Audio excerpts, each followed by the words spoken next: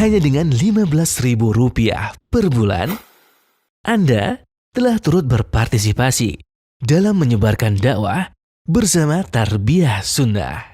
Barakallahu fikum. Bismillahirrahmanirrahim.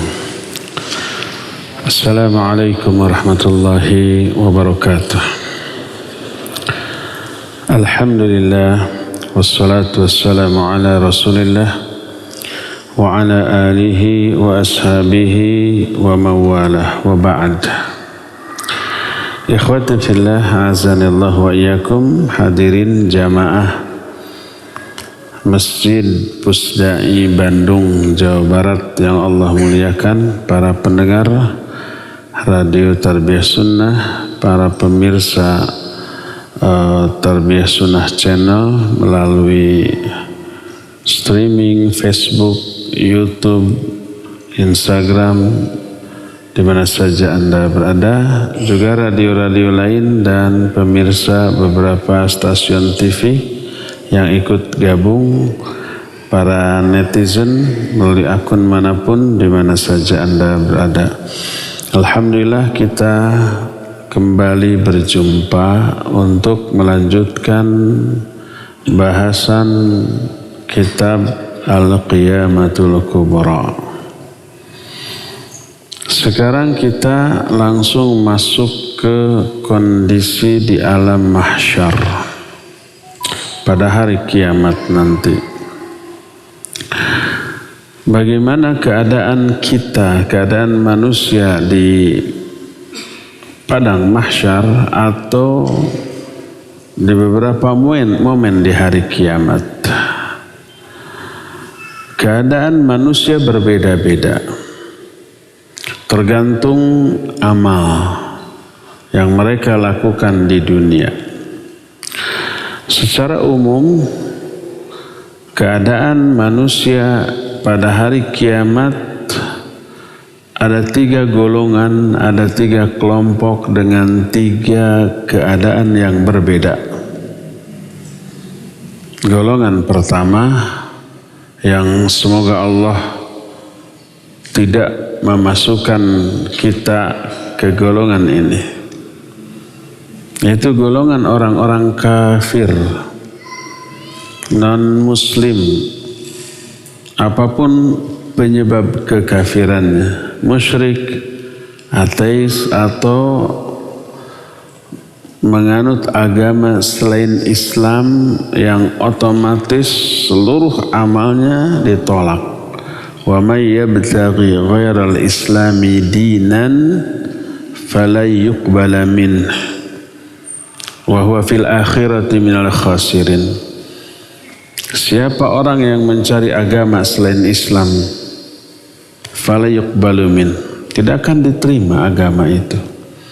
Seluruh pelaksanaan amal ibadah yang dilakukan berdasarkan agama selain Islam tidak diterima. Walaupun wujud perbuatan itu baik, nolong orang, aksi sosial, kepedulian dan yang lain-lain, tetap tidak diterima. Wa huwa fil akhirati minal khasirin. Dan di akhirat dia termasuk orang-orang yang rugi. Itu golongan pertama. Golongan kedua yang semoga kita juga tidak termasuk, tapi mungkin masuk, yaitu usatul muwahhidin, ahli tauhid tapi ahli maksiat. Tauhidnya lurus, pemahamannya benar, akidahnya lempeng, manhajnya di atas manhaj para sahabat dan ulama-ulama as-salafus saleh, tapi banyak terjerumus ke dalam dosa-dosa besar. Disebut usatul muwahhidin. Usat itu ahli maksiat. Al-muwahhidin ahli tauhid. Apa mungkin orang yang tauhidnya lurus Bisa terjerumus dalam dosa besar? Iya pasti. Quran juga menjelaskan orang bertakwa itu bukan orang yang tidak melakukan dosa besar, bukan. Orang bertakwa mungkin. Walladzina idza fa'alu fahishatan aw dhalamu anfusahum dzakarullaha fastaghfaru lidzunubihim. Orang bertakwa adalah orang yang apabila mereka melakukan perbuatan fahisyah. Fahisyah itu dosa besar, perbuatan kecil. Au dzalamu anfusahum, atau zalim kepada diri sendiri. Ini juga dosa besar. Itu orang bertakwa. Apa bedanya dengan ahli maksiat?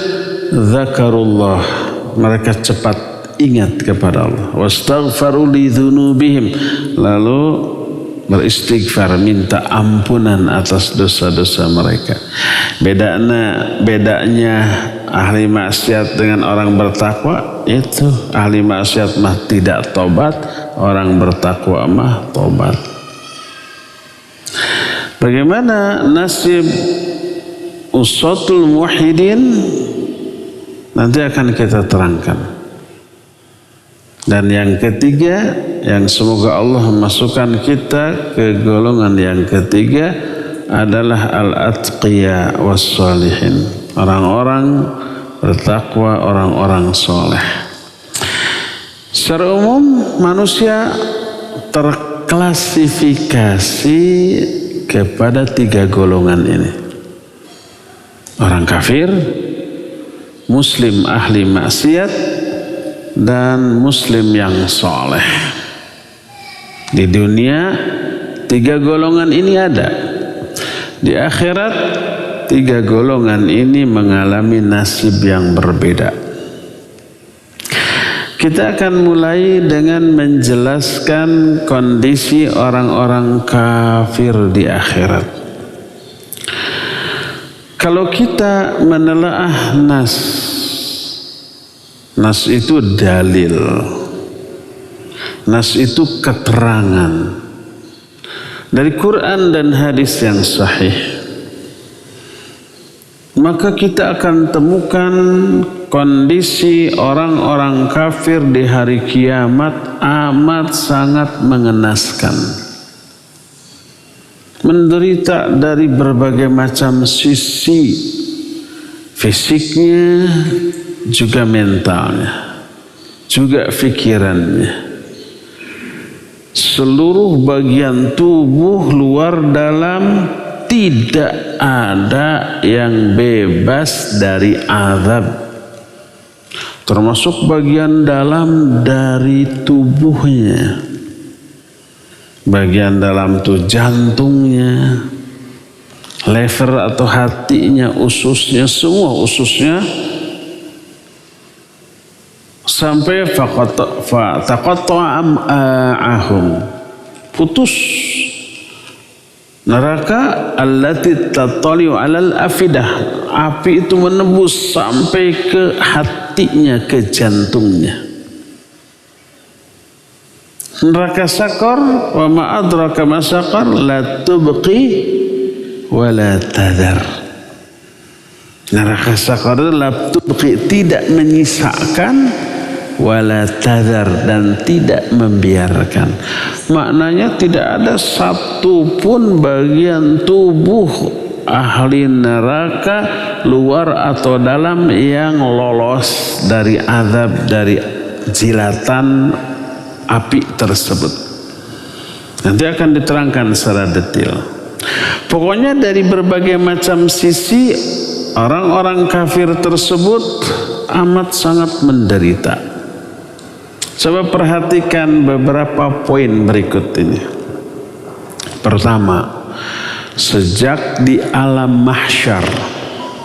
Mahsyar itu kan tempat berkumpulnya manusia, tempat yang luas, tak ada tempat yang cembung ataupun yang dekok lubang, rata. nggak ada pohon, nggak ada bangunan, nggak ada tenda, nggak ada gunung, nggak ada lembah, rata. Semua manusia di sana. Begitu mereka keluar dari kubur-kubur mereka, mereka langsung bergegas mencari sumber suara yang memanggil mereka. Mereka bersegera dalam keadaan wajah atau penglihatan mereka tertunduk, diliputi oleh kehinaan. Allah menerangkan ini dalam surah Al-Ma'arij ayat ke-43, yauma yakhrujuna minal ajdathi sira'an ka'annahum ila nusubi yufidun khashi'atan absaruhum tarhaquhum dhillah dzalikal yaumul ladzi kanu yu'adun.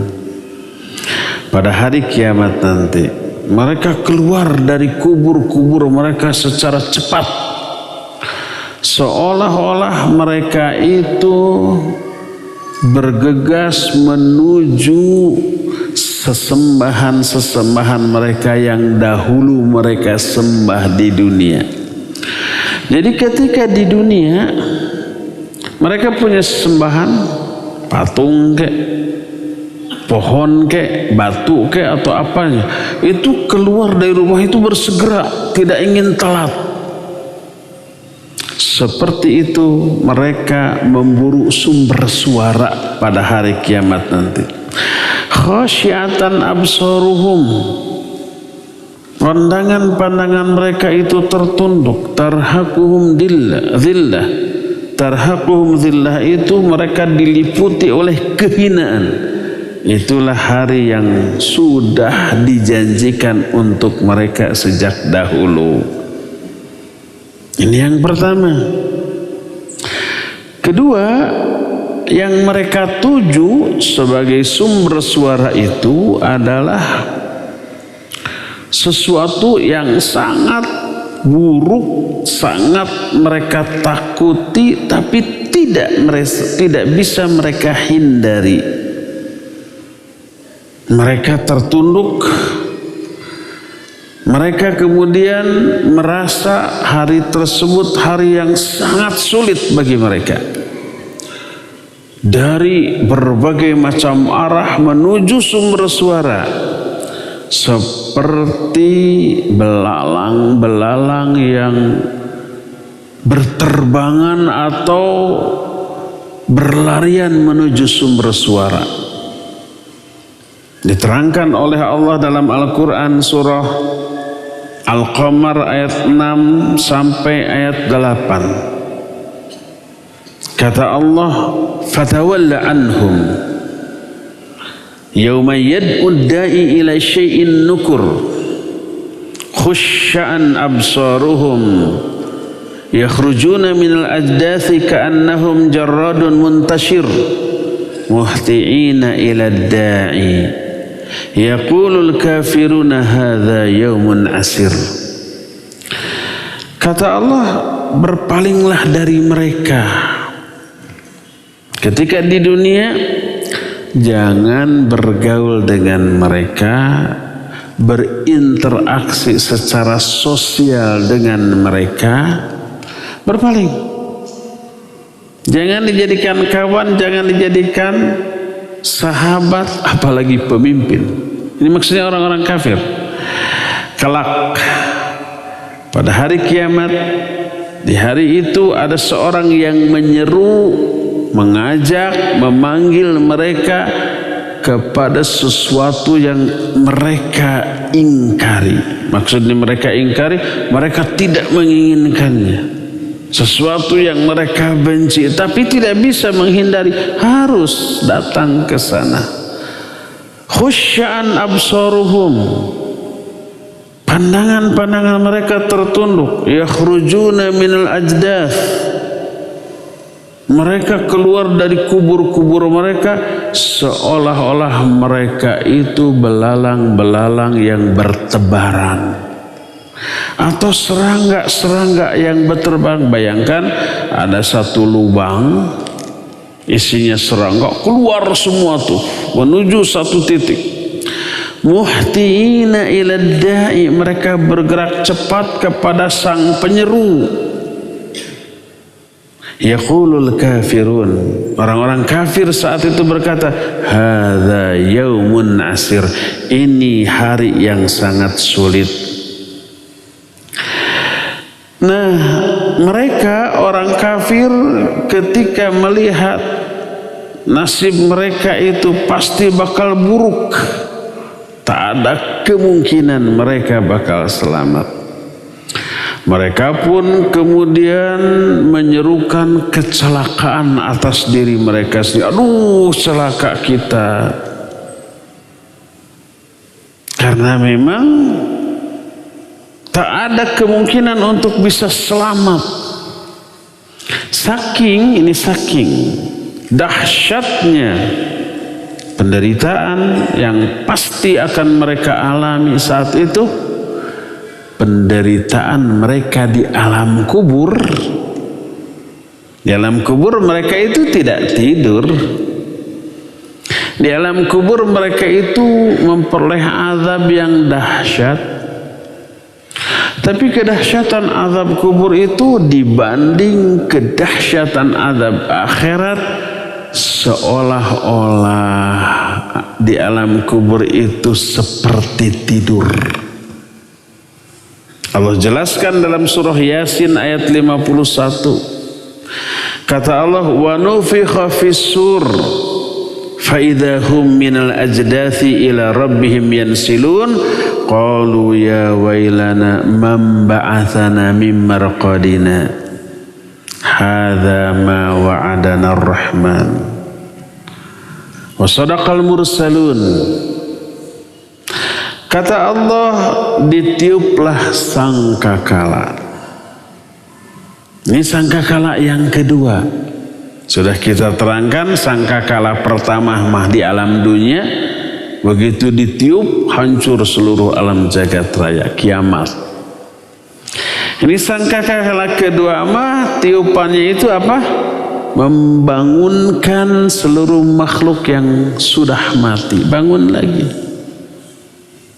Allah berfirman, wa nufikha fis-sur, ditiuplah sangkakala, fa idza hum minal ajdathi ila rabbihim yansilun, maka tiba-tiba mereka semua bangkit dari kubur-kubur mereka berbondong-bondong menuju Allah.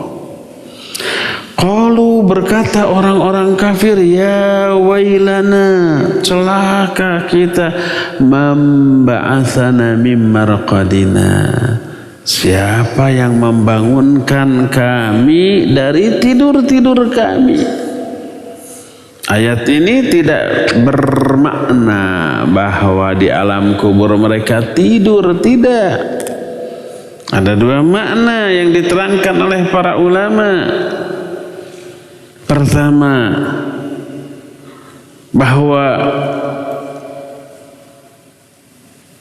azab kubur yang begitu dahsyat itu dianggap tidur dibanding dahsyatnya azab di neraka kelak. Ini yang pertama.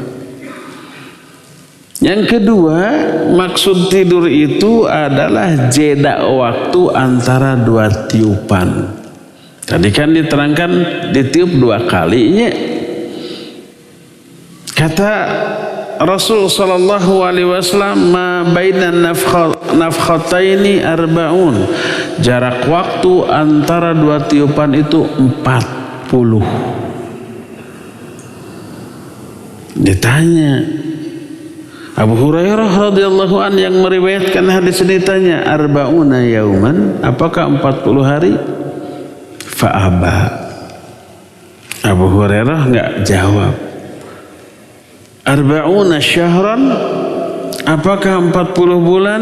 Tidak menjawab. Arba'una sanah, apakah 40 tahun? Tidak jawab. Para ulama menyatakan minimal 40 tahun. Jarak antara dua tiupan. Saat itu seluruh makhluk termasuk orang kafir tidur. antara tiupan pertama dan tiupan kedua. Setelah tiupan kedua baru bangun. Itu yang dimaksud, siapa yang membangunkan kami dari tidur-tidur kami yang panjang ini. Maksud tidur itu antara dua tiupan, bukan di alam kubur. Di alam kubur mah tidak tidur, tapi apa? Diazab. Banyak orang yang berdalil dengan ayat ini lalu mengingkari adanya azab kubur. Enggak diazab, tuh tidur, kata orang kafir dalam ayat tadi. Keliru dia. Yang dimaksud dengan siapa yang membangunkan kami dari tidur kami, maksud tidur antara tiupan pertama dan kedua. Itu makna yang pertama. Makna yang kedua dijelaskan diantara oleh Abu Mahkam Al-Jisri. Suatu saat dia seorang hakim. Kalau hakim pasti ulama. Sekarang aja di Indonesia atau di semua negara hakim itu ahli hukum kan? Hanya hukum positif ahlinya. Kalau dahulu di zaman pemerintahan Islam, hakim itu pasti ahli hukum Islam, ulama besar. Seorang hakim namanya Abu Mahkam Al-Jisri. Dia mengajar saudara-saudara, ikhwan-ikhwannya, muridnya berkumpul lalu membaca ayat ini. Surah Yasin ayat 51 terus wa yaqalu ya wailana man ba'atsana min marqadina. Berkata orang-orang kafir, celaka kita, siapa yang membangunkan kita dari tidur-tidur kita yang panjang. Dibaca ayat ini lalu dia menangis. Hakim tersebut menangis. Lalu dia berkata, Innal qiyamata dhahabat fadha'atuha bi'auhamil ukul. Amma wallahi la in kana al-qawmu fi raqdatin mithla zahiri qawlihim lama du'u bil waili inda awali wahlatin min ba'thihim wa lam yuqafu ba'da mawqifu ardin wa la mas'alata illa wa qad ayanu khatran 'azima wa haqqat alaihimul qiyamatu bil jala'il min amriha walakin kanu fi tulil qiyam fil barzah ya'lamuna wa yu'adzabuna fi quburihim wa ma du'u bil waili inda inqita'i dzalika anhum illa wa qad naqalu ila tamatin hiya a'dhamu minhu. Bayangkan, kata Abu Mahkam Al-Jisri, seorang hakim, setelah membacakan ayat ini lalu nangis. Dia menyatakan, sesungguhnya kiamat terjadi dengan kengerian yang mencengangkan akal. Demi Allah, kaum yang diterangkan dalam surah Yasin tadi mengatakan kami tidur sebelum dibangunkan ini, lalu menyatakan celaka. Padahal ada padahalnya nih. Mereka di alam kubur itu ya'lamun wa yu'adzabuna fi kuburihim. Mereka mengalami siksa, kesakitan, azab di kubur-kubur mereka. Lalu kenapa dianggap tidur? Kata beliau menyatakan, wa madu bil waili inda inqita'i dzalika anhum illa wa qad naqalu ila tamatin hiya a'dhamu minhu. Tidak mungkin mereka mengatakan celaka kecuali mereka melihat azab yang jauh lebih dahsyat daripada apa yang mereka alami di alam kubur. Di alam kubur mereka diazab, begitu berhenti mestinya alhamdulillah, mestinya kita tenang. Tapi begitu bangun, waduh celaka kita. Kenapa? Karena sudah berhenti dari azab kubur. itu tiada lain kecuali berhentinya mereka dari azab kubur karena mau mengalami azab yang jauh lebih dahsyat daripada azab kubur. Maka azab kubur yang dahsyat itu nggak ada apa-apanya dibanding azab akhirat.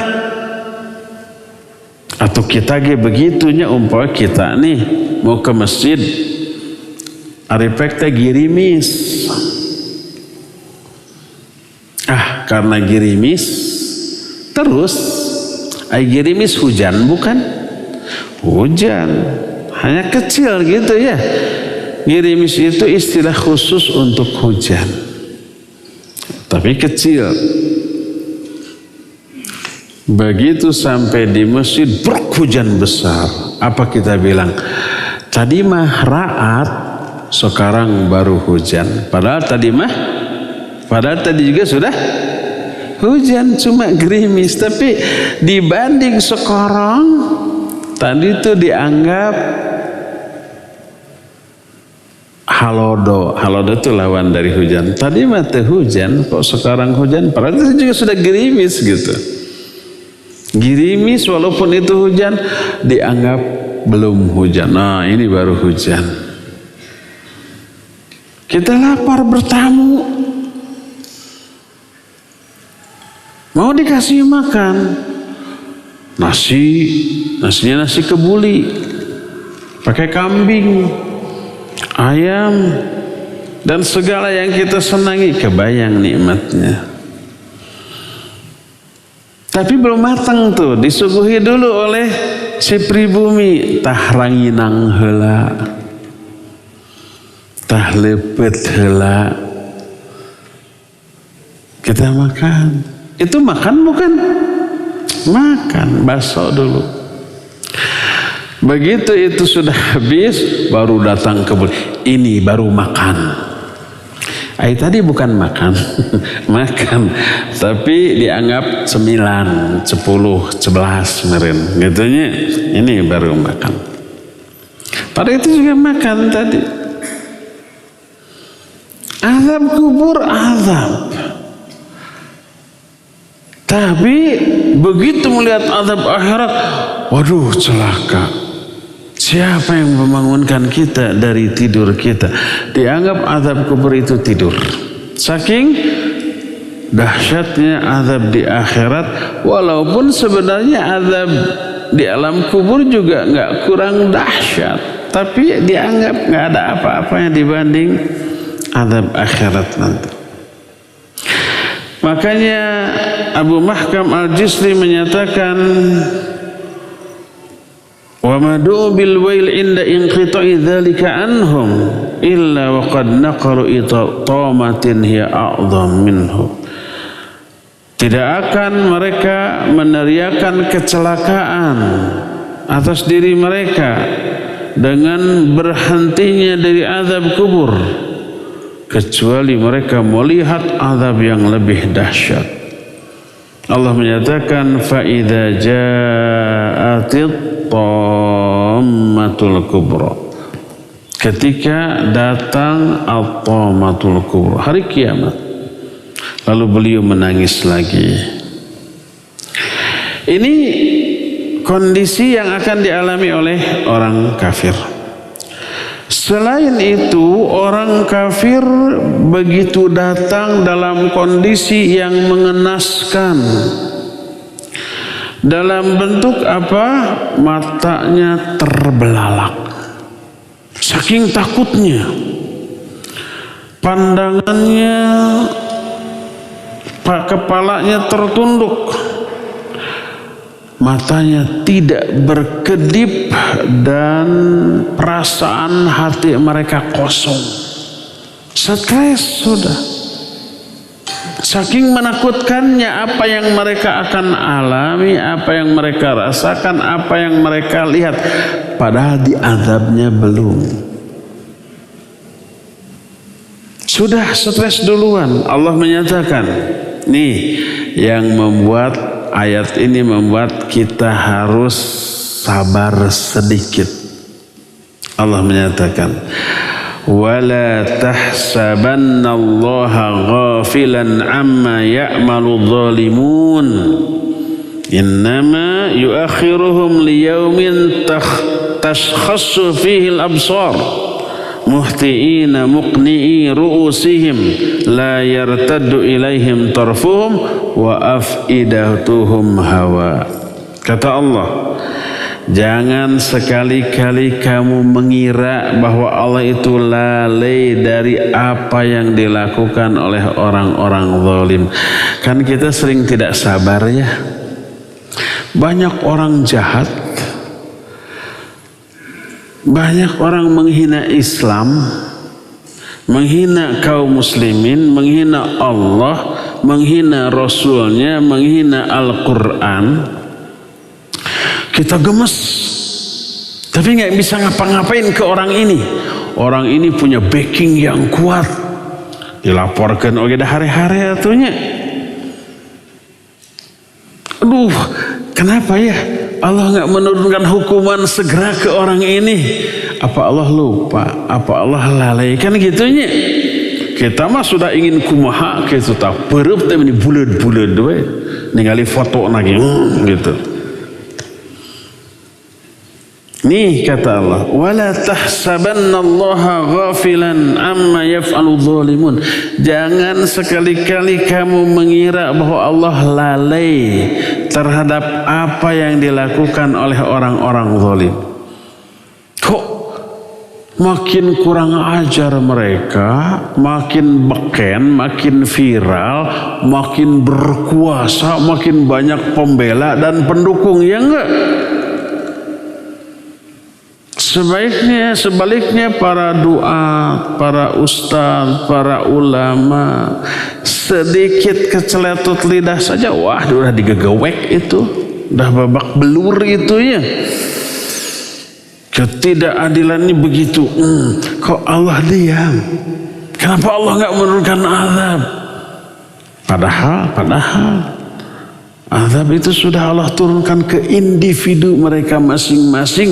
Mereka merasakan, kita nggak tahu, kita nggak melihat, kita tidak menyaksikan. Sudah eta tetah, hanya belum nampak dalam pandangan kita. Allah menyatakan, wala tu'jibka amwaluhum wa auladuhum innama yuridullahu liyu'adzibahum biha fil hayatid dunya. Tuh setelah surat Taubah tuh kata Allah, janganlah harta mereka, anak-anak mereka, termasuk kekuasaan mereka membuat kamu takjub, membuat kamu terpesona. Hanyalah Allah, innama yuridullahu ayyu'adzibahum biha. Allah memberi harta, memberi kekuasaan kepada mereka itu karena Allah ingin menyiksa mereka dengan harta dan kekuasaan itu fil hayati dunia, dalam kehidupan di dunia, sebelum di akhirat. Cuma siksaan yang Allah berikan kepada mereka itu tidak dalam bentuk fisik, diberi musibah, diberi penyakit yang mengerikan, diberikan kecelakaan secara fisik. Enggak begitu. Azab apa yang Allah timpakan kepada mereka? Psikis, stres, liur, jangar. Apa jadi penguasa tidak liur? Liur itu tidak stres. Stres satu, takut kekuasaannya digoyang-goyang, digoncang, diganggu, digini, digitu ya. Apa punya banyak uang triliunan itu tidak liur. Liur, perusahaan itu takut rugi, perusahaan ini takut dikorupsi, perusahaan ini takut banyak macam-macam. Makanya pusing, susah tidur.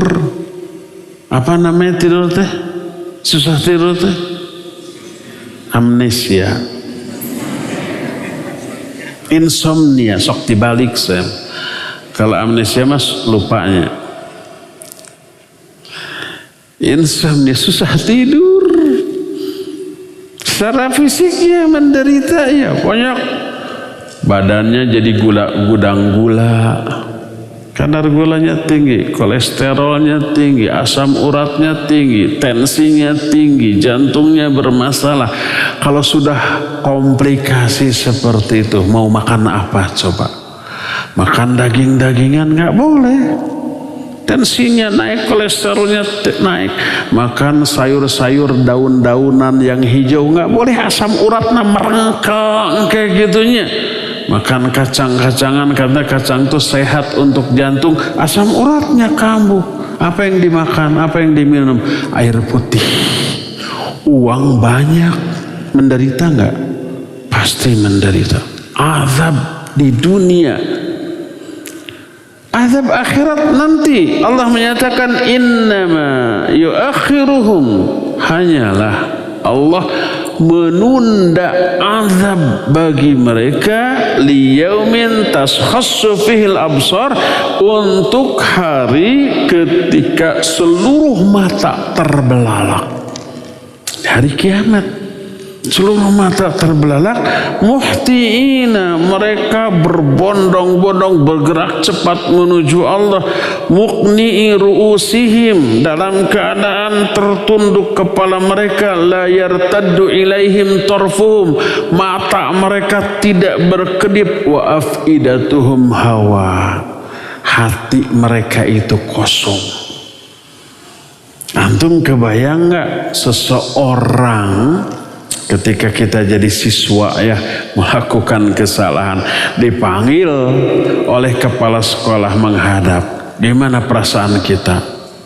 Stres, melangkah seperti tenapak, seperti kuntilanak.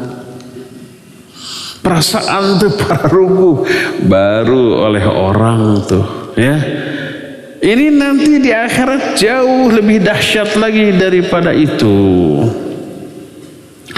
Kemudian karena stres depresinya sampai jantungnya bergeser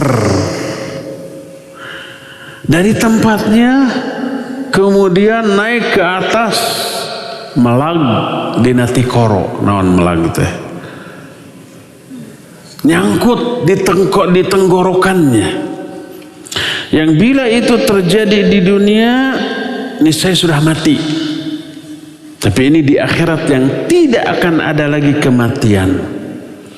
Tapi penderitaannya tidak kalah dengan apa yang dirasakan di dunia bila itu terjadi. Orang yang sangat takut, gelisah, degup jantungnya berdegup kencang, nafasnya juga memburu. Kemudian loncatlah atau bergeserlah si dada, si hati dari tempatnya naik ke atas ke tenggorokan, nyelap melag di dia tah. Tidak bisa turun kembali, tidak bisa keluar lagi. Kebayang menderitanya fisik ataupun psikis. Allah jelaskan dalam Al-Quran seperti dalam surah Ghafir ayat 18, wa andirhum yaumal azifah, berikan peringatan kepada mereka tentang hari azifah. Azifah itu dekat, segera, maksudnya kiamat. Kiamat kok disebut segera padahal masih lama. Ayat ini turun 1400 tahun lebih yang lalu. Kiamat kata ayat ini sudah dekat, tapi kok masih lama, belum kiamat juga, dan entah berapa ribu tahun lagi. Itu kan pertama yang dimaksud dekat itu segala sesuatu yang pasti terjadi disebut dekat. Kedua, dekat menurut pandangan Allah Azza wa Jalla. Menurut kita masih lama, menurut Allah masih sudah sebentar lagi. Yauma yarawnahum ba'ida wa narahum qariba. Mereka memandang hal itu masih jauh, kami memandang itu dekat. Jangankan itu sebagai ilustrasi, kita dengan semut kecil ya, ukuran kita berapa juta kali lipat dari semut. Karena semut kecil, usianya pendek, kemudian ukuran menurut mereka pendek dibanding menurut kita. Dari sini ke pintu kita dekat berapa meter, paling 30 meter. Kata semut mah tuh seharian kadinya teh. Menurut kita mah sabaraha detik nih dekat. Menurut semut jauh tuh ke pintu mah gitu. Menurut kita 3 hari teh sebentar. Menurut semut eta mah seumur hirup atuh. Saya nggak tahu semut usianya berapa. Bisa 3 hari ya, seminggu lah gitu. Kita bertemu lagi minggu depan sebentar kok. Kata semut eta mah seumur hirup. Allah akbar min kulli syai'. Allah itu lebih besar dari segala sesuatu, dari seluruh makhluknya. Menurut kita kiamat itu masih lama, menurut Allah segera. Nah, disebut azifah. Nah, kalau kita bandingkan waktu hidup di dunia, berapa tahun kita? Paling puluhan tahun, 70-80 tahun. Dalam kubur berapa tahun? Ribuan tahun sampai kiamat. Nanti setelah kiamat berapa tahun? Nggak ada ujungnya. Jadi selama apapun kita hidup di dunia, sebentar dibanding di alam kubur, dibanding di akhirat. Makanya kiamat disebut yaumul azifah, hari yang sudah dekat. Wa anzirhum yaumal azifah. Beri peringatan mereka tentang hari azifah, hari yang sudah dekat. Idil qulubu ladai hanazir kadhimin. Ketika hati-hati mereka tertahan di tenggorokan mereka. Ma lidzalimina min hamimin wala syafi'in yuta. Bagi orang yang zalim tidak ada kawan setia di sana dan tidak ada pemberi syafaat yang syafaatnya bisa diterima. Dan itu gambaran penderitaan mereka. Secara fisik keadaan mereka ketika menghadap Allah itu dibelenggu, tidak bebas melenggang, enggak. Kedua tangannya dibelenggu, disatukan ke lehernya. Kedua kaki mereka pun juga sama dibelenggu. Terus seluruh tubuh mereka tertutup oleh pakaian yang terbuat dari tembaga. Kebayangkan pas rapat, gejed. Jangankan dari tembaga, dari kain tapi ngepas kita sudah nggak nyaman, ya nggak? Kainnya apalagi tebal seperti kain jeans. Merek kain kayak gitu tebal. Nggak nyaman lihat lagi. Komo yang makainya ya ngepas, bayangkan.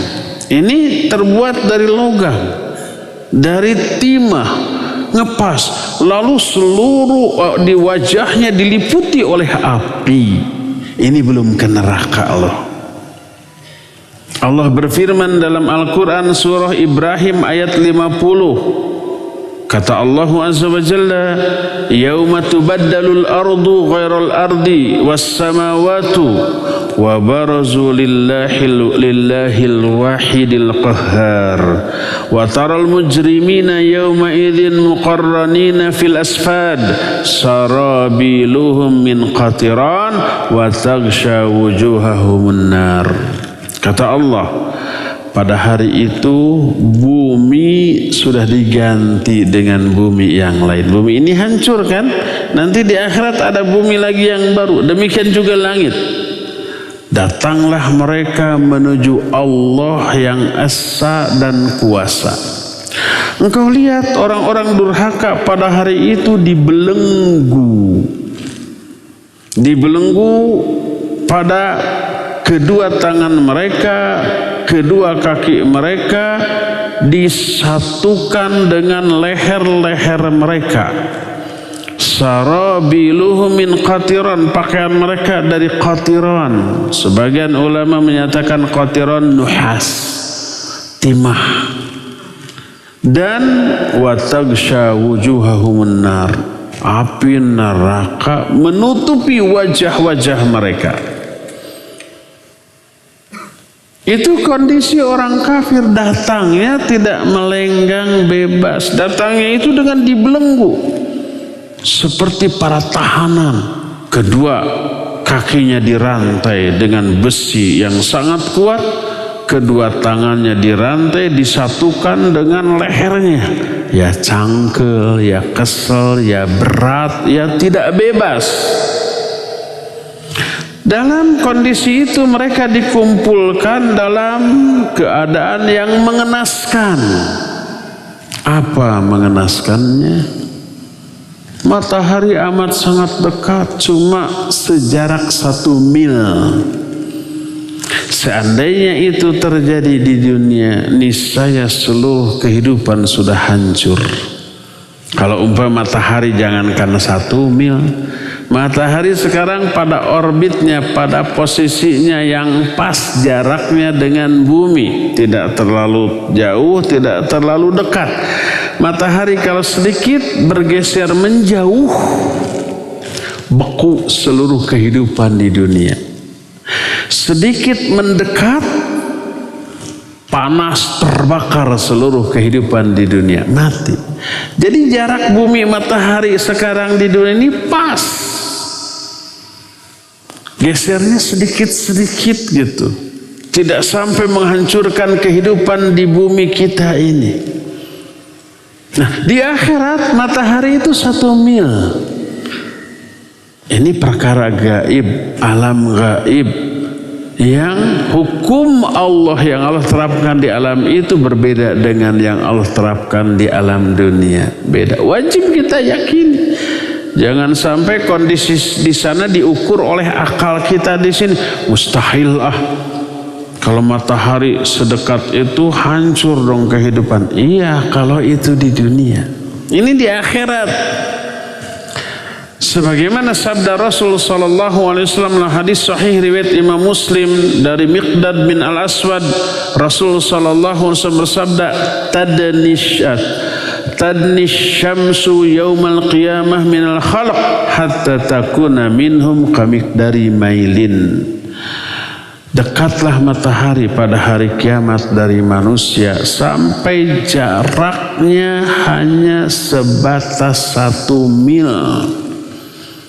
Berkata Salim bin Amir, salah seorang ulama ahli hadis, fa wallahi ma adri ma ya'ni bil mail amasafatul arad am al mailul ladzi taktahillu bihil ain.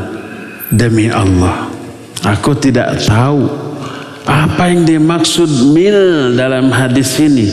Apakah mil jarak di muka bumi?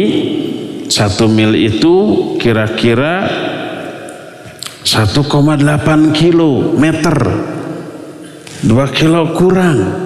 Atau ada lagi mil itu, antum pernah lihat botol celak mata? Celak isinya bubuk gitu kan, botol ada apa namanya, cocoknya itu ada batangnya. Dimasukkan si batangnya itu ke botol, si bubuknya nempel di batangnya ya, terus digini-gini kan, itu namanya mil. Batang untuk nyocok botol tersebut itu mil. Kata Salim Al-Amir, demi Allah aku tidak tahu mil yang dimaksud dalam hadis itu apakah jarak cuma 1,8 kilo ataukah sejarak itu, pokoknya dekat. Apa yang terjadi? Saking panasnya seluruh manusia berkeringat. Keringatnya nggak tanggung-tanggung. Kalau itu terjadi di dunia, mati, dehidrasi. Ini di akhirat. Berkata Rasul sallallahu alaihi wasallam, fayakunun nas ala qadri a'malihim fil araq. Manusia berkeringat. dan kondisi keringatnya tergantung kadar amalnya. Faminhum may yakunu ila ka'bain, di antara mereka ada yang keringatnya merendam sampai kedua mata kakinya. Wa minhum may yakunu ila rukbatain, ada yang sampai kedua lututnya. Wa minhum may yakunu ila haqwaihi, ada yang sampai kedua pinggangnya. Wa minhum may yuljimuhul araq iljaman, ada juga yang sampai ke kedua telinganya. Itu kondisinya. Dan hadis sahih riwayat Bukhari dan Muslim diterima dari Ibnu Umar radhiyallahu anhuma, Nabi SAW membacakan Al-Quran surah Al-Mutaffifin, yauma yaqumun nasu li rabbil alamin, pada hari itu semua manusia berdiri di hadapan Allah Rabbul Alamin. Berkata Rasul SAW, ini tafsiran langsung Nabi terhadap ayat ini. Yaqumu ahaduhum ila rashihi ila ansafi udhunai, ada salah seorang di antara manusia berdiri di hadapan Allah dalam keadaan terendam oleh keringatnya sampai kedua telinganya. Itu yang terjadi. Nah, orang-orang kafir ketika melihat azab yang sangat dahsyat, azabnya belum ditimpakan, masih lihat aja, maka mereka pun mengungkapkan berbagai macam penyesalan, ungkapan penyesalan. Maka tak heran apabila hari tersebut disebut Yaumul Hasarah. Hasarah itu penyesalan, hari penyesalan. Karena semua manusia menyesal, termasuk orang beriman, ya, termasuk ahli surga, ya, menyesal. Kan ke surga. Kenapa menyesal? Mereka menyesal karena surga yang mereka peroleh hanya di level yang mereka dapatkan. Menyesal, kenapa saya ibadah dulu nggak lebih dari ini sehingga lebih tinggi? Gitu tuh. Apalagi orang yang ke neraka. Allah berfirman dalam surah Maryam ayat 39, wa anzirhum yaumal hasarah idh qudiyal amru wa hum fi ghaflatin wa hum la yu'minun. Berikan mereka peringatan tentang hari yang penuh penyesalan, hari kiamat, ketika seluruh urusan diputuskan dalam keadaan mereka lalai dan mereka tetap tidak beriman. Saat itu mereka gigit jari. Gigit jari itu maknanya apa? Menyesal dengan tingkat kadar penyesalan yang puncak. Kenapa gigit jari? Mereka meneriakan kecelakaan untuk diri sendiri, menyesal kenapa dulu tidak ikut jalan hidup para nabi, para rasul.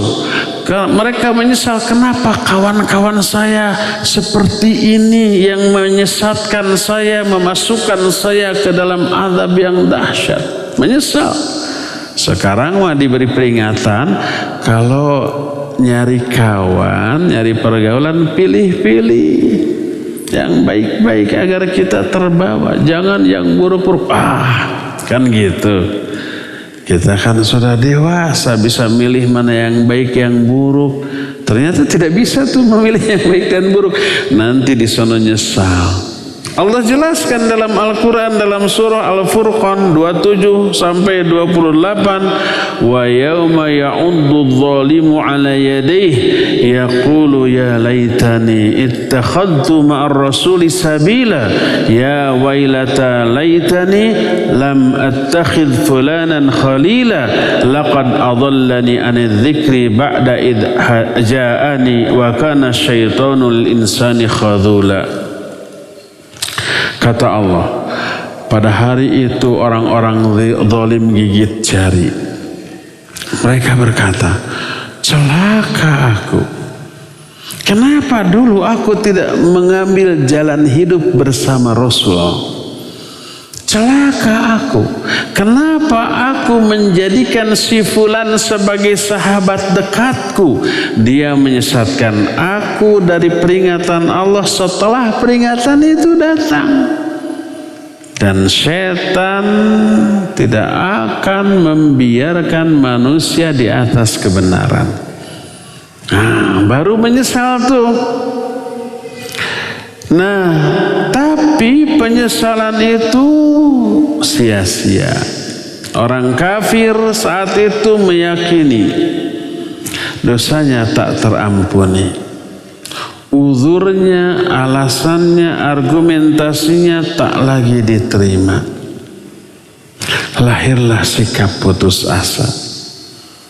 Putus asa untuk memperoleh rahmat Allah. Allah menyatakan wa yauma taqumus sa'a yublisul mujrimun.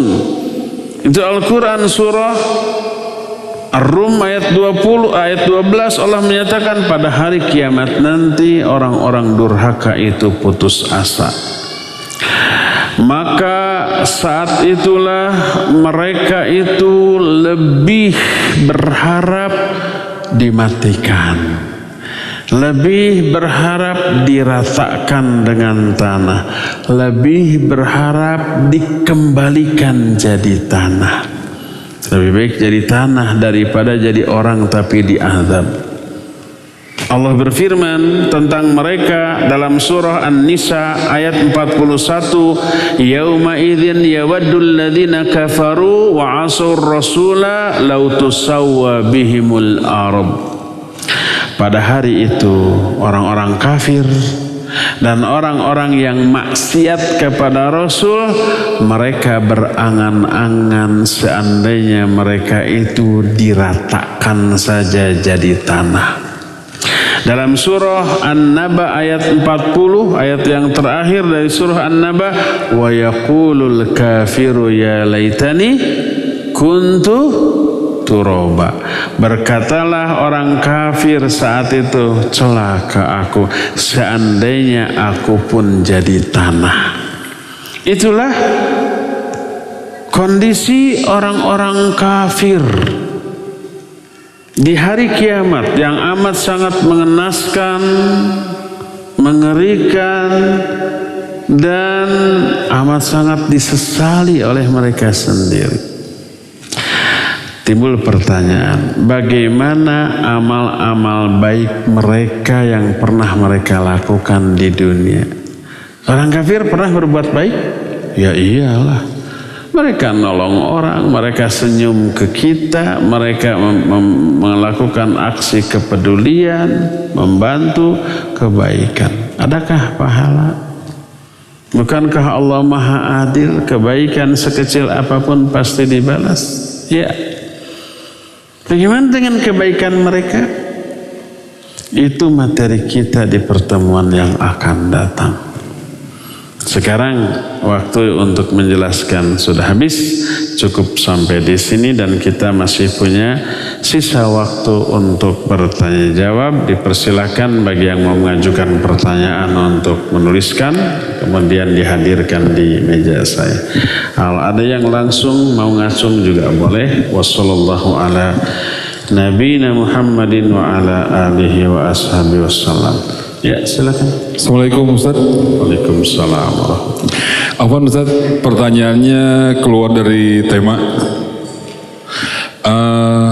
Anda pernah membaca dari hadis riwayat Muslim Al-Bukhari dari Abu Sa'id Al-Khudri yang mengatakan tidak ada sholat setelah sholat subuh hingga matahari meninggi. Tidak pula ada sholat asar, tidak ada sholat setelah sholat asar hingga matahari terbenam. Nah, pertanyaan anak, ada di sekitar lingkungan anak ketika ada jenazah meninggal, ba'da subuh itu melakukan sholat jenazah. Nah, maksudnya hukumnya seperti apa? Baik. Waalaikumsalam. Assalamualaikum warahmatullahi wabarakatuh. Waalaikumsalam warahmatullahi wabarakatuh. Iya, barakallahu fiik. Ada beberapa waktu yang dilarang sholat. pas matahari terbit, pas matahari terbenam, pas matahari di tengah-tengah, ba'da asar, ba'da subuh, ba'da asar sampai maghrib, ba'da subuh sampai syuruk. Syuruk itu matahari terbit. Bagaimana dengan salat jenazah? Bagaimana dengan tahiyatul masjid? Boleh. Karena yang dimaksud larangan sholat di waktu-waktu tersebut adalah sholat sunat mutlak tanpa ada sebab. Adapun sholat-sholat yang ada sebab seperti tahiyatul masjid, apalagi sholat jenazah, maka boleh dilakukan. Contoh umpamanya kita sholat subuh di suatu masjid lalu pergi ke masjid lain untuk ngikut kajian. Begitu masuk ke masjid yang ada kajian itu sudah sholat subuh kan? Maka ada tahiyatul masjid. Idza dakhala ahadukum al-masjidah fala yajlisanna hatta yusalliya rak'atain. Kalau salah seorang di antara kalian masuk masjid, jangan duduk sebelum salat 2 rakaat. Salat yang ada sebab. Yaitu sebabnya apa? Masuk ke masjid, tahiyatul masjid, maka boleh. Karena ada sebab, termasuk salat jenazah. Dan inilah yang dipraktekkan di Haramain, 2 Masjidil Haram, Masjid Nabawi, Masjidil Haram di Mekah. Nyaris di sana itu setiap selesai salat fardu selalu diikuti salat apa? Salat jenazah. Hampir, tidak selalu, kadang-kadang enggak ya. Tapi termasuk ba'da salat subuh, ba'da salat asar, iya. Jadi begitu beres imam salam ada seruan, ya. As-salatu 'alal amwat kalau mayatnya banyak. Kalau mayatnya ada anak-anak, as-salatu 'alal amwat wal atfal rahimakumullah. Kalau hanya 2 mayit, as-salatu 'alal mayyitain. Termasuk pada subuh, pada asar ya. Jadi dibolehkan melakukan sholat sunat yang ada sebab atau sholat yang hukumnya fardu kifayah yang ada sebab seperti sholat jenazah, walaupun itu di waktu-waktu yang terlarang seperti ba'da asar atau ba'da subuh, maka dibolehkan. Wallahu a'lam.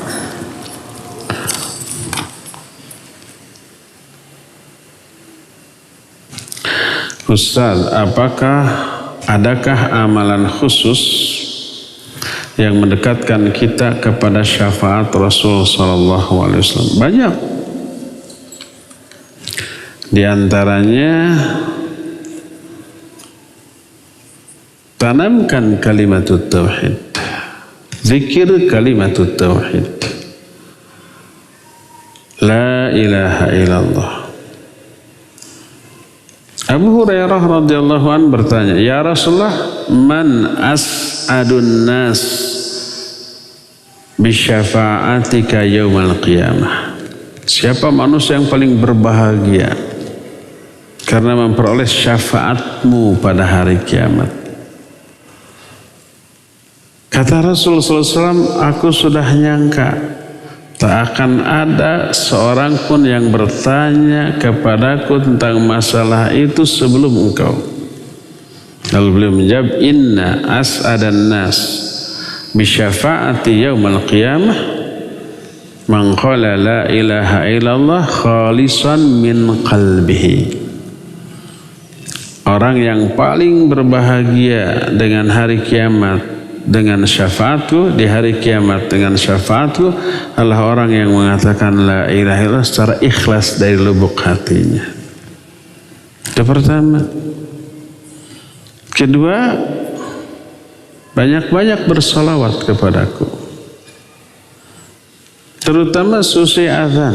Begitu azan, kemudian bersolawat. Begitu selesai la ilaha illallah kata muadzin, kita solawat, lalu baca doa setelah azan.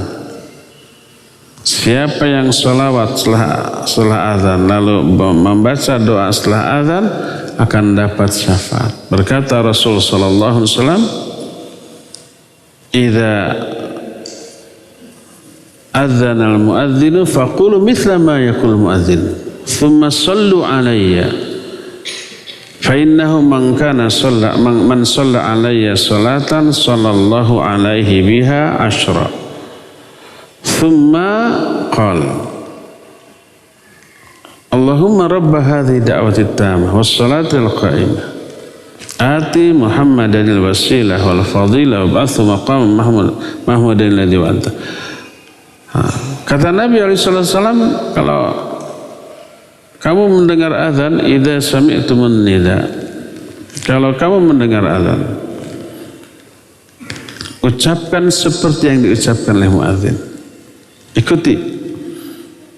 Allahu Akbar, Allahu Akbar. Kita juga Allahu Akbar, Allahu Akbar. Kecuali hayya ala shalah, hayya ala falah. Dijawab dengan apa? La haula wa la quwwata illa billah. Hanya itu. Selain itu, ucapkan seperti yang diucapkan muadzin. Bagaimana kalau waktu azan subuh, as-salatu khairum minan naum? Ulama ikhtilaf. Pertama, ucapkan seperti yang diucapkan oleh muadzin, yaitu as-salatu khairum minan naum. Pendapat kedua, ini dikiaskan kepada hayya 'alas shalah, hayya 'alal falah. Ucapkan la haula wa la quwwata illa billah. Dua itu ikhtilaf.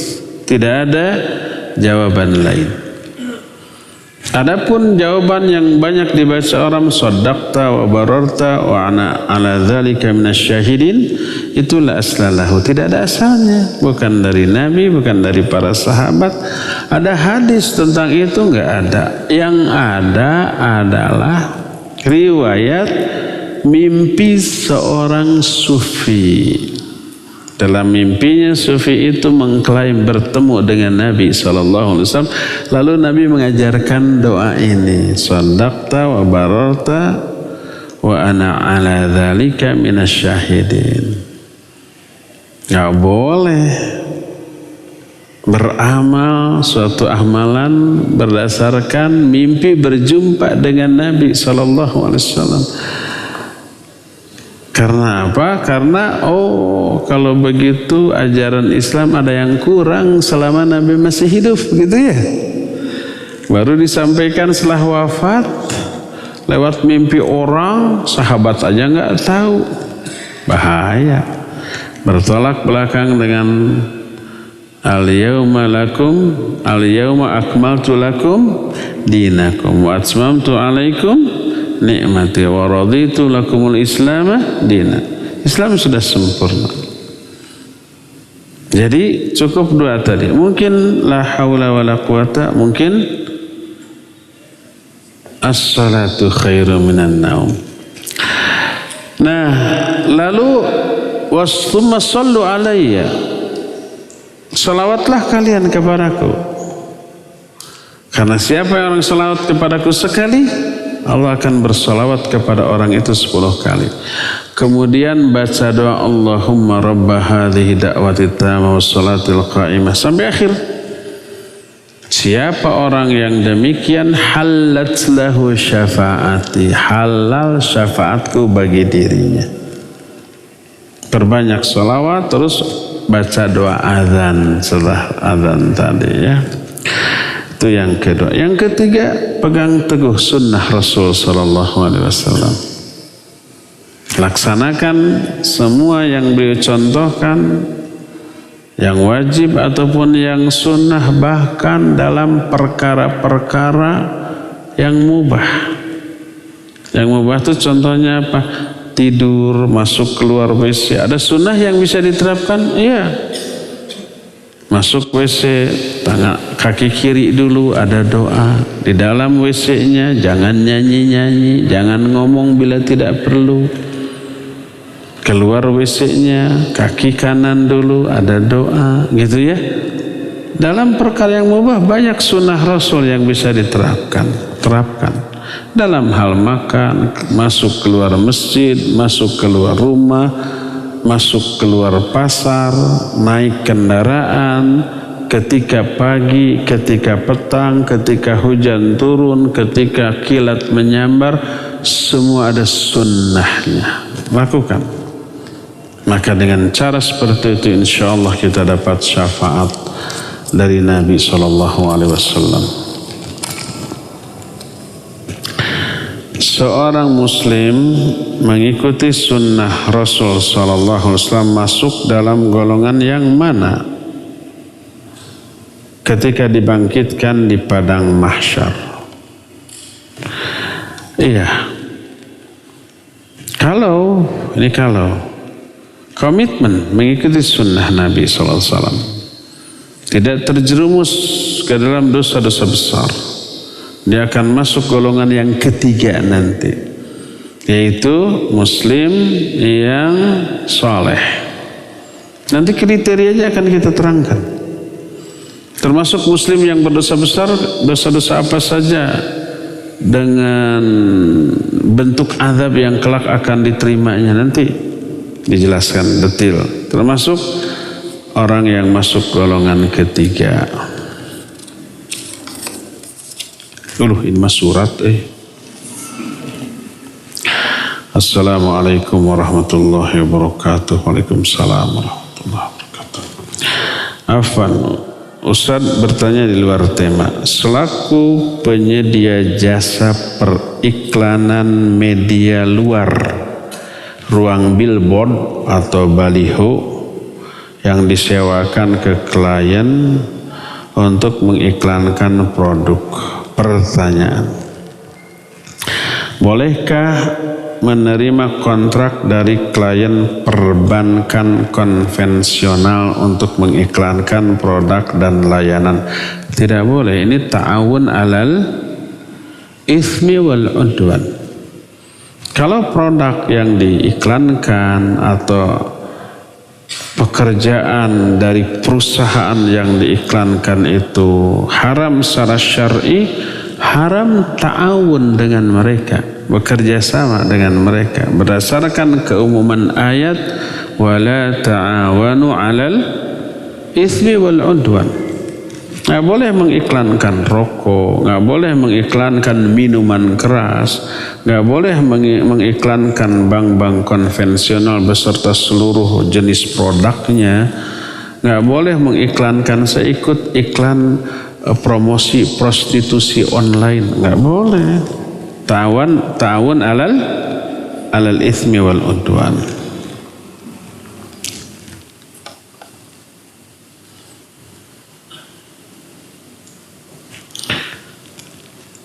Apakah boleh diterima dengan syarat-syarat tertentu? Nggak ada syarat yang membolehkan ta'awun dengan pihak yang mempromosikan sesuatu yang haram. Boleh syarat asal semuanya itu diganti. Minuman keras jadi minuman ringan gitu, boleh. Rokok jadi kue gitu, boleh. Bank konvensional menjadi bank syariah dengan produk yang tidak menyimpang dari syariat, boleh.